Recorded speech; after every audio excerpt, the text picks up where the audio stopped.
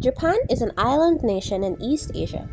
It comprises of four major islands and numerous smaller ones, extending approximately 1,500 miles. Japan is recognized as the world's largest economy due to its robust economic structure, advanced technological development, and rich cultural heritage.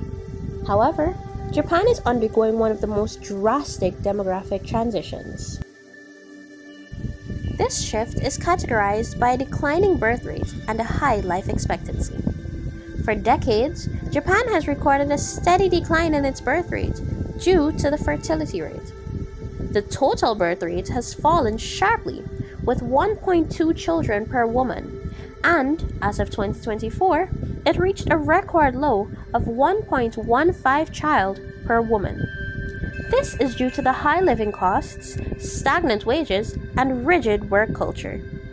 In addition, the country is experiencing one of the longest life expectancies, averaging over 84 years. In Japan, more than 1 in 10 people are now 80 years or older. Nearly a third of the population is over 65, approximately 36.23 million people. This shift has caused Japan to be faced with numerous economic challenges, but two main ones include the aging workforce crisis and the rising social welfare costs. The old age dependency ratio, that is, people over 64 relative to working age people, has surpassed 50% in 2021, meaning that roughly 2 working age people for every elderly person. Projections show the labor force could fall from around 67 million to 51 million by 2050 if participation patterns don't change. These demographic shifts are large and persistent. Fewer working age people mean fewer available workers. Surveys and reports find firms across sectors already facing shortages. A large Reuters survey in 2025 showed 2/3 of Japanese companies reporting serious business impact from worker shortages. At the same time, aging alters the age composition of employment, with higher shares of older workers making it necessary for firms and industries to adapt to such. Empirical work from the IMF and academic studies finds aging contributes to labor shortages and can weigh on productivity growth, because older workforces are associated with different task mixes and slower adoption of productivity-raising technologies in some sectors. The aging Japanese population only continues to deplete savings and increase governmental expenditure.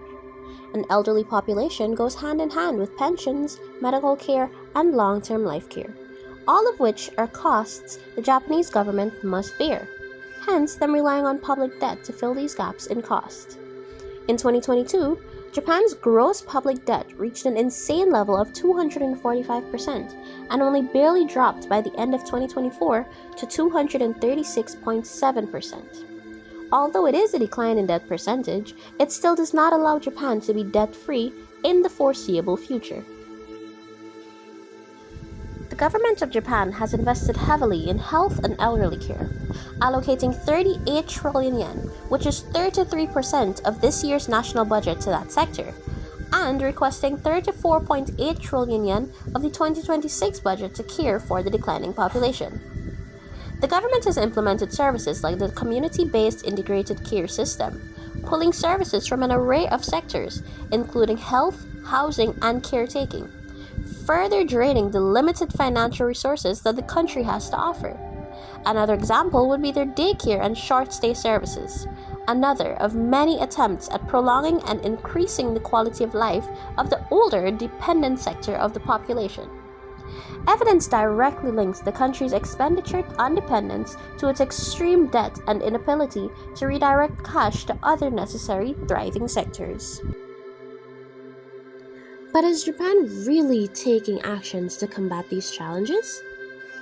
Japan has implemented several strategies aimed at expanding its labor force beyond the national traditional demographics to sustain productivity, mainly by increasing participation among women and older adults. Since June 2023, Prime Minister Fumio Kishida's government has progressively introduced policies addressing child rearing and fertility measures. These policies expanded child allowances, where they removed children income caps, extending benefits to older children, etc. They've also enhanced childcare services, improved parental benefits, and most significantly, supporting measures to support dual career households and encourage shared parenting.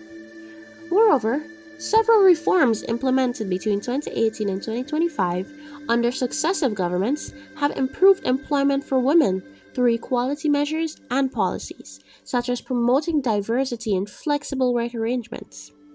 Altogether, these initiatives intend to not only increase fertility, but to reduce barriers for women, whether mothers, caregivers, or professionals without children, to enter and remain in the workforce. In a similar vein, legislative reforms have attempted to increase employment opportunities for older workers. For decades, most firms had a mandatory retirement at the age of 60, reemployment only extending to 65. However, under the 2021 amendment to the Act on Stabilization of Employment of Elderly Persons, companies are now required to make efforts to provide employment or contract alternatives up to age 70. Additionally, reforms implemented between 2001 and 2021 under successive governments have raised the qualifying ages for pension payments, separate from retirement, to between 60 and 70, depending on the program. Altogether, these initiatives serve to encourage the involvement of willing seniors in the workforce. Japan has introduced several initiatives to address the rising strain on social welfare systems and the increasing intergenerational burden caused by an aging population. These efforts primarily involve redistributing welfare costs more evenly across demographics and focusing long-term care and pension benefits on those most in need. Since the early 2010s, successive administrations have sought to rebalance Japan's welfare structure to prevent younger generations from being disproportionately taxed to support retirees. A significant initiative was the Social Security reform for all generations, finalized in December 2020 under Prime Minister Yoshihide Suga. The reform aimed to share costs more equitably by raising medical co-payments for higher-income seniors aged 75 and over, while also promoting continued employment among older citizens. Furthermore, the Kishida administration since 2021 has continued discussions on means testing pension benefits.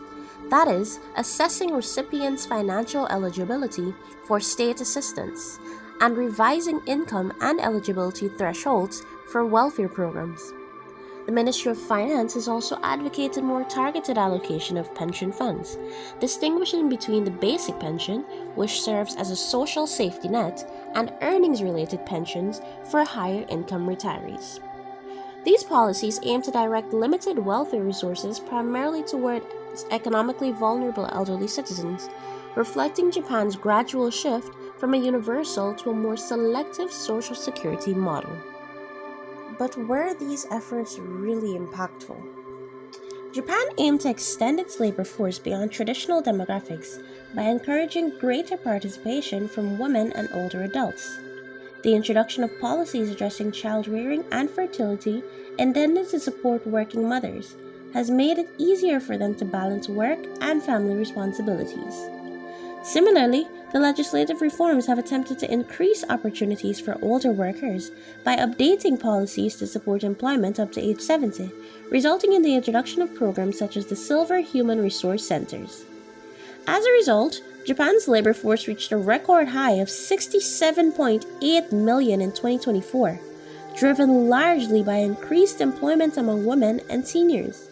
The number of employed women rose by 310,000 to 30,820,000, compared to an increase of 30,000 for men, reaching 36,990,000. Although the total number of employed men remains higher, the significant growth in the number of women is shown in the graph. Over time, The systems put in place for our rampant elderly population have led to increased financial security and support for the elderly, allowing them to live more independently and lessening their reliance on caregivers or family members. The system includes a mandatory public pension, which provides a basic income, supplemented by an earnings related employee pension. As a result, the health status of the Japanese population has been improving, as reflected by the remarkable rise of life expectancy, as shown in the graph. Today, older people in Japan are more likely to be healthier and wealthier than before, thus allowing them to remain productive as members of the labor force. The Japanese government truly understands the importance of the human resource in Japan, and it will continue to thrive if efforts are continuously made to promote the ongoing labor force.